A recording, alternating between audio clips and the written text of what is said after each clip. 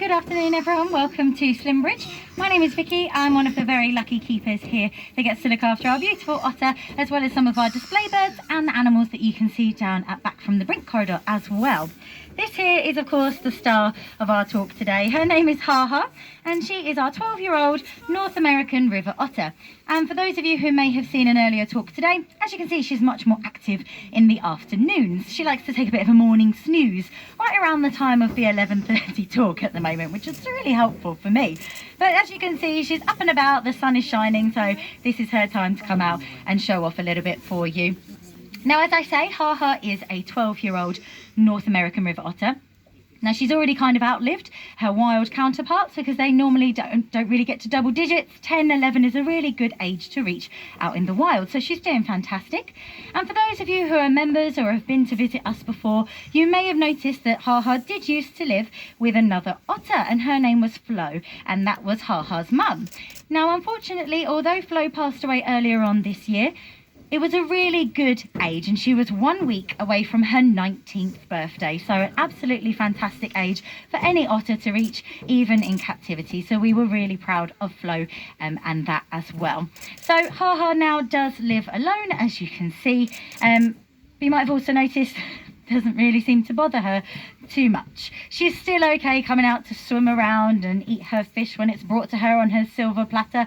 She did take a couple of weeks to adjust, first of all, but to be honest with you, after a couple of weeks of realising that she was on her own, she actually kind of liked it. And I think she's come out of her shell beautifully as the otter that was the shyest of all the otters we have had here at Slimbridge in the past.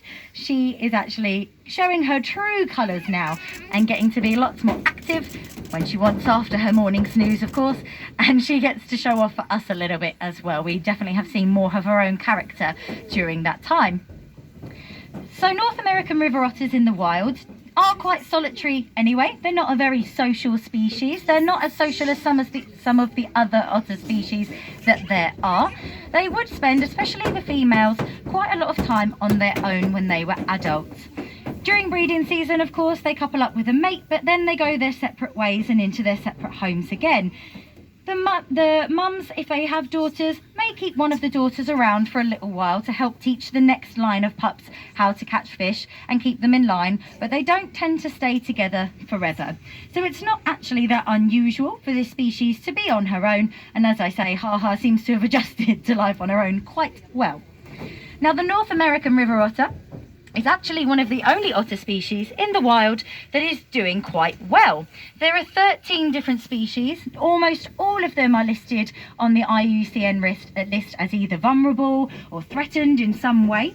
But the North American river otter is doing really, really well. So North America decided to let everybody know who has them in captivity not to worry about breeding them at the moment. So no one in the UK will be breeding them anytime soon. And there is only 4, including Haha, left in the UK, all of them being females and all of them geriatric. So we did consider once upon a time to maybe mix Haha with one of those other females to see if that would be good enrichment for her, if that would be something that she liked. But after lots of discussions with vets and welfare experts, it seemed that that would probably be a little bit too stressful for both of the otters involved, as they're not related, they've never known each other before, and it's not something that they were used to. So we thought, seeing as she's doing so well and seems quite okay with it, we thought we would let her be as she is for now. So as I say, no males left in the UK anyway, and once they've phased out from the UK, they will only be bred in captivity in North America to make sure that they can keep those captive numbers just in case anything were to ever happen. Now, there are lots of, as I say, vulnerable species of otter out there, and the Eurasian, obviously the one that you can find here in the UK, was one of them. It's still on the threatened list, so it's still a protected species, but the numbers are massively increasing now, which is a fantastic story.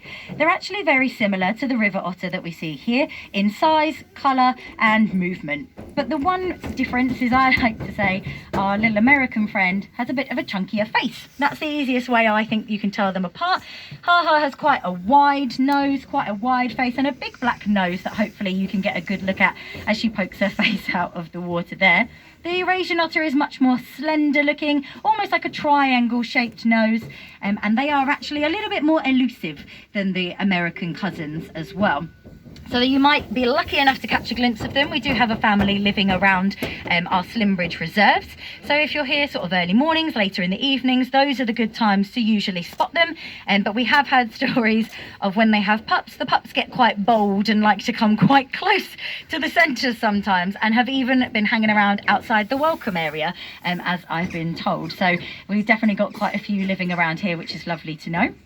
And the reason their numbers did decline originally is because of a pesticide that we used to use in the 1940s and 50s to look after our crops.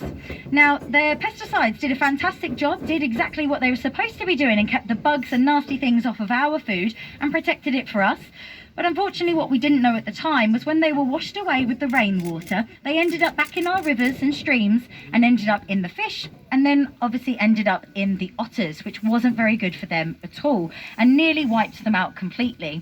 So that's why they became a protected species. The government stepped in, and organisations such as ourselves did what we could to help the conservation projects out there, and now the numbers are back into the tens of thousands. So really, really good numbers, especially up in Scotland. They seem to be doing amazing up there. So a lovely little story to tell about how we can turn things around. And as you may know, if you're members, and even if you're not, any of the memberships that you purchase, your tickets today, coffee and cake in the shop, all of that money goes back into looking after the wonderful animals that we look after here at Slimbridge, but also goes into our global conservation projects across the world that help with all of those kind of things out there in the wild as well. So really, really worthwhile, and we want to thank you for coming and seeing us today. Now, Haha's doing some fantastic swimming for you, looking for that fish that I'm throwing in there. She does get a large variety of fish throughout her day. This is feed number 3. She often gets 4 or 5 feeds a day, and she weighs nearly 9 kilos. So we like to feed her about 10% of her body weight, so she gets nearly 1 kilo of fish a day as well. So quite a lot of fish that I have to deal with. So I don't smell very pretty, and neither does she, I have to admit. But as you can see, she's very good at finding it, even when it's right at the bottom of that pond, and it's in the murky water. Even though our water's on a beautiful fish filtration system, it is a natural pond as well, so we get pondweed and all the other algae that grow in there, so it's hard to see when it's at the bottom. But she can do something very special with her eyes, and we say that she likes to put her swimming goggles on, and what she's doing is using a third eyelid that comes across this way instead of this way like ours when she's under the water. It's like a film across her eye. It protects it. It means that she can look under the water a lot easier than we can. And she will even push her eyeballs out. That sounds gross, I know, it's not as bad as it sounds. But she'll push them out really slightly from her head, and it just makes the lens inside of her eye more round, so she can see even more than we can under the water. So she has absolutely no problem at all looking for any of that tasty fish. She'll probably be here most of the afternoon making sure she hasn't missed any. Now that does bring me towards the end of my talk. I'll be just outside the enclosure in a couple of seconds, so you can come and ask me anything you like. But whatever you choose to do today for the rest of your journey with us, thank you very much for joining us.